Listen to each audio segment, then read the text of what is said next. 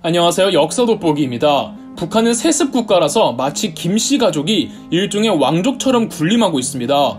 그러면 적어도 자기들끼리는 좋은 게 아니냐고 할 수 있겠지만 단 한 명의 독재자를 선출해야 하는 과정에서 다른 친인척들은 사실상 정적이나 다름없습니다.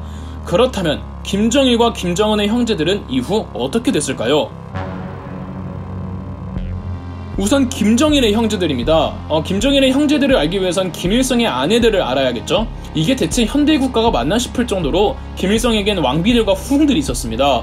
김일성의 정실 부인은 김정숙으로 함경북도 회령의 농민 집안이었습니다. 일제강점기 말 한국에 남아있기가 힘들어지자 중국으로 넘어가 그곳에서 중국 공산당에 입당, 당의 지령에 따라 당시 만주 지역에 주둔하고 있던 동북항일연군에 소속되어 항일전쟁에 투입이 됩니다. 동북항일연군은 만주 지역에서 활동하는 중국 공산당이 만든 항일군부대였는데 민족 구성이 다양했고 한국인 공산주의자들도 많았습니다. 예컨대 김일성처럼 말이죠. 김정숙이 김일성을 만난 건 여기서였고 사실 김정숙은 김일성의 부하의 아내였는데 김일성이 뺏어버린 겁니다. 이 김정숙과 김일성 사이에서 이남 1녀를 두는데 장남이 바로 김정일이었습니다. 김정일의 남동생 김만일은 5살 때 물가에서 장난치다가 사고로 익사해버려 1남 1녀가 됩니다. 딸 김경희는 김정일의 유일한 친동생으로 그래서인지 김정일이 김경희한테는 잘 대해주었다고 합니다. 김정일은 김경희는 곧 나고 그녀의 말은 곧 나의 말이고 그녀의 지시는 곧 나의 지시다 라고 말할 정도였습니다. 요즘에는 김경희 이름 자체보다는 그녀의 남편이 더 유명한 것 같은데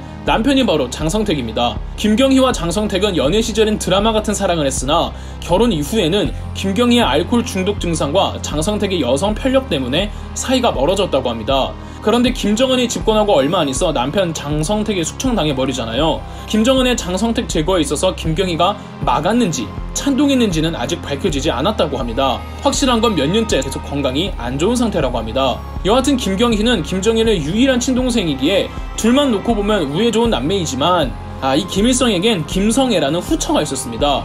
김일성은 김성애를 해방 후 만났고 당연하게도 불륜이었으며 그것도 당시 본 아내 김정숙이 김정일을 임신 중이었을 때 만났다고 합니다. 김일성은 김성애로부터 김평일과 김명일 두 아들과 김경진 딸 하나를 낳습니다. 자, 그렇다면 김정일에게는 김평일, 김명일 두 이복 동생들이 가장 경계 대상이 되겠죠. 김일성의 두 아내 김정숙과 김성애도 당연히 사이가 좋을 리 없겠고요. 실제 김정일은 김평일, 김명일, 김경진에게 형 혹은 오빠라고 부르지 못하게 했다고 합니다. 1960년대 후반부터 김일성은 1인 독재 정치를 완성해 가고 있을 때 가장 쟁점은 김일성의 뒤를 이을 사람이었습니다. 물론 명분만 놓고 봤을 땐 본처 사이에서 낳은 장남 김정일이 가장 적통이 맞겠죠. 그런데 이복동생 김평일이 워낙에 주변 평판이 좋았습니다. 키도 훤칠하고 좋은 인상에 누구와도 원만한 관계를 잘 지냈으며 일 처리부터 대중들 앞에 나서서 연설도 잘했다고 하죠. 그래서 김평일의 지지자들도 알게 모르게 굉장히 많았다고 합니다. 이러면 김정일과 김평일의 사이가 훨씬 더 멀어지겠죠. 그래서 암암리에 60년대 후반까지 김정일과 김평일의 권력 대립이 여러 사람 살떨리게 했습니다. 이걸 김일성이 모르고 있지 않았겠죠. 그리고 본인의 독재 권력을 위해서 두 아들이 치고받고 싸우는 게 전혀 좋지 않다는 건 그 수많은 역사적 사례들이 증명하잖아요. 김일성 입장에서도 애매한 뜻을 보이지 말고 후계를 확실히 해야겠다는 생각이 들었을 겁니다. 1972년 주체사상이 막 완성될 즈음에 김일성은 원로 1세대 정치인들 다 불러 모아놓고 후계를 누구로 정했으면 하냐고 물어봤더랍니다. 그러자 김일성의 오른팔이었던 최현이 김정일을 지지하자 김일성은 고개를 끄덕였다고 합니다. 많은 역사적 사례를 훑어보면 이럴 땐 그냥 장남한테 넘기는 게 가장 최선이긴 하죠.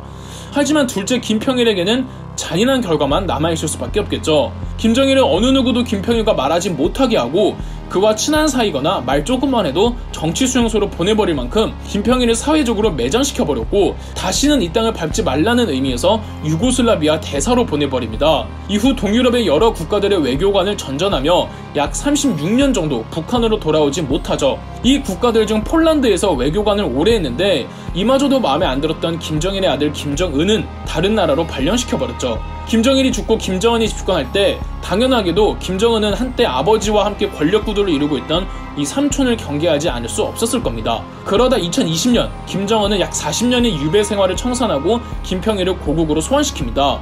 그 이유는 설만무성합니다만 좋은 의미로 삼촌이 불쌍해서 부르지만은 않았겠죠. 동생 김영일 또한 형 김평일이 외국으로 쫓겨날 때 김영일도 독일로 쫓겨났다가 2000년 현지에서 간경화로 사망합니다.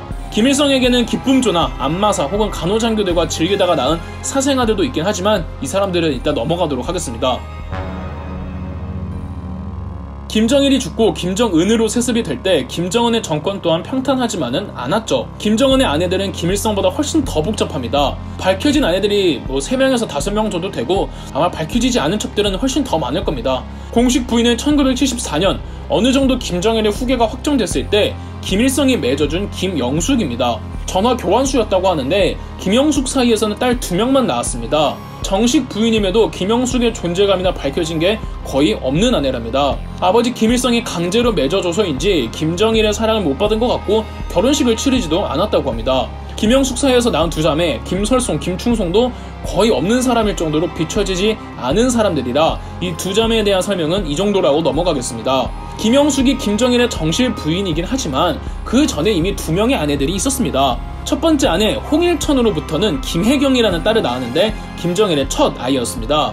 그런데 정작 김정일은 홍일천과 아무런 사이가 아니라고 부인하죠. 두 번째 아내가 정말 김정일이 사랑했던 여자로 배우 출신이라고 하네요. 이 성혜림 사이에서 낳은 아이가 김정일의 첫 아들 김정남이었습니다. 그러다가 74년에 아빠 김일성이 강제로 김영숙과 결혼시켰지만 김정일은 성에 안 찼는지 70년대 중반에 제1교포 출신으로 무용단에 있던 단원 고용희를 보고 사랑에 빠져 2명의 아들과 1명의 딸을 낳습니다.